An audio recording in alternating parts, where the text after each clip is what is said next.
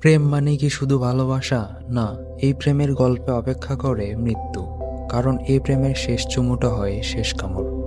প্রকৃতির অদ্ভুত ও ভয়ঙ্কর আচরণগুলোর মধ্যে সবচেয়ে রহস্যময় এক পতঙ্গ হচ্ছে প্রেয়িং ম্যান্টিস। দেখতে যেমন ধীরস্থির আচরণ, ঠিক ততটাই ভয়াবহ। যখন স্ত্রী ও পুরুষ ম্যান্টিস মিলনের জন্য একত্র হয়, তখন শুরু হয় প্রকৃতির এক নির্মম খেলা।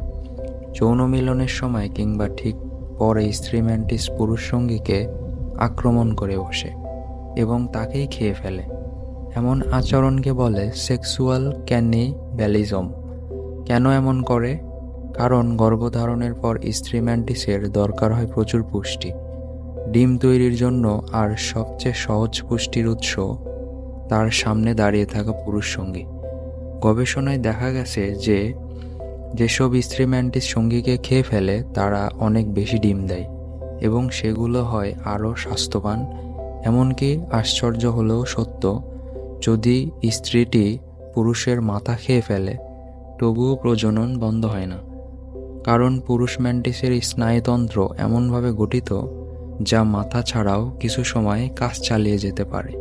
তবে মনে রাখবেন, সব স্ত্রী ম্যান্টিস এমন করে না।